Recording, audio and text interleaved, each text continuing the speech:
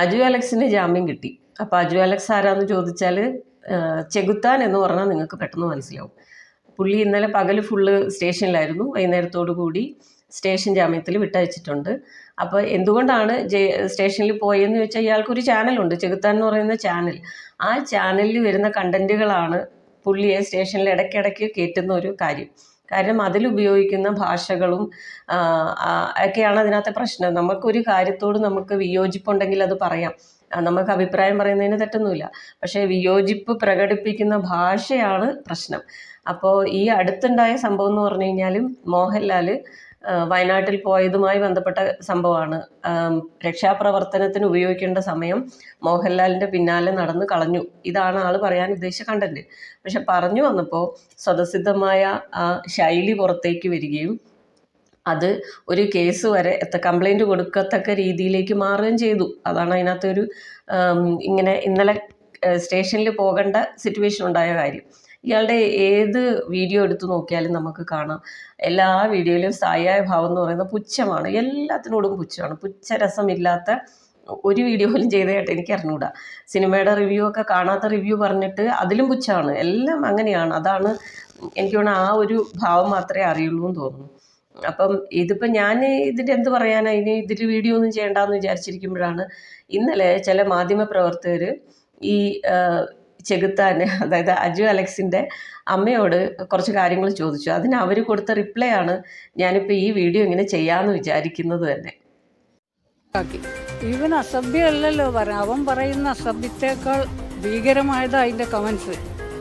അത് അവർക്കല്ലേ ശിക്ഷ കൊടുക്കണ്ടേ? ഇവനാകെ അസഭ്യം എന്ന് പറഞ്ഞാൽ ഒറ്റ വാക്കേ ഉപയോഗിക്കാറുള്ളത്. എന്താണെന്ന് നിങ്ങൾക്കറിയാം. ചെറിയ വീഡിയോ ഇട്ടതിനാണ് ബാല തോക്കും കൊണ്ട് ഇവൻ്റെ ഫ്ലാറ്റിൽ കയറി ചെന്ന് അവനെ കൊല്ലാൻ തന്നെയാണ് ചെന്നത്. അത് ഈ സിദ്ദിഖൊന്നും കണ്ടില്ലായിരുന്നു. എന്നിട്ട് ആരും പ്രതികരിച്ചില്ലല്ലോ അയാളെ പറ്റി. അതെന്ത് സാധാരണ മനുഷ്യർ ചെയ്യുന്നതേ ഉള്ളൂ തെറ്റ്. സിനിമാക്കാർക്ക് എന്തോ ആവാം. ഇവൻ പറഞ്ഞെന്നല്ലേ ഉള്ളൂ. പറഞ്ഞെങ്കിൽ ഇങ്ങോട്ടും പറഞ്ഞ് വീഡിയോ ഇടും. അല്ലാതെ ചുമ്മാ ഇതിങ്ങനെയാണോ ഒരു മനുഷ്യനെ തട്ടിക്കൊണ്ട് പോണ പോലെ പോവുക?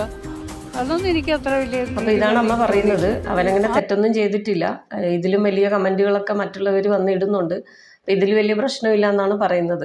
അപ്പം അതാണ് കുഴപ്പം. ഇതൊരു തെറ്റല്ല, അല്ലെങ്കിൽ ഈ പറയുന്നത് ഒരു മോശമാണ്, നമ്മളിങ്ങനെ പബ്ലിക്കിൻ്റെ മുമ്പിൽ സംസാരിക്കാൻ പാടില്ല എന്ന് അവർ ഫാമിലിയെ വിചാരിക്കുന്നില്ലെങ്കിൽ പിന്നെ ഈ ആൾക്ക് അങ്ങനെയല്ലേ തോന്നുള്ളൂ. ഞാൻ പറയുന്നതിലൊന്നും വലിയ തെറ്റൊന്നുമില്ല, അത് കറക്റ്റല്ലേ എന്ന് തോന്നുന്നുണ്ടാവും. പക്ഷേ എനിക്ക് തോന്നുന്നു അമ്മ മകൻ്റെ വീഡിയോസ് ഒന്നും ഇരുന്ന് കാണാറില്ലെന്ന് തോന്നുന്നു. അങ്ങനെ കാണുവാണെങ്കിൽ എന്തായാലും ഇത് പറയില്ല. കാരണം അത്രയും മോശമായിട്ടുള്ള സംഭാഷണ ശൈലികളാണ് പുള്ളിയുടേതുള്ളത്. കണ്ടന്റിനെ കുറിച്ചൊന്നും ഞാൻ പറയുന്നില്ല, പക്ഷെ അതിൽ ഉപയോഗിക്കുന്ന ഭാഷകൾ എപ്പോഴും അങ്ങനെ തന്നെയാണ്. അപ്പം അമ്മ പറയുന്നുണ്ട്, അറ്റാക്ക് വന്ന മോനാണ്, ആൻജിയോപ്ലാസ്റ്റി കഴിഞ്ഞു, മരുന്ന് കഴിക്കുന്നുണ്ട്, അങ്ങനെ ഇരിക്കുന്ന ആളെയാണ് പോലീസുകാർ പിടിച്ചു വെച്ചേക്കണേന്ന്. പക്ഷേ ഈ മകനായിട്ട് സ്വന്തമായിട്ട് ഉണ്ടാക്കുന്ന പ്രശ്നങ്ങൾക്കാണ് ഇവർ പിടിച്ചുകൊണ്ട് പോകുന്നത്. മകൻ ഇങ്ങനത്തെ കാര്യങ്ങളൊന്നും പറയാതിരിക്കുവാണെങ്കിൽ ഞാൻ പറയുന്നത് റിയാക്ട് ചെയ്യേണ്ടെന്നൊന്നുമല്ല.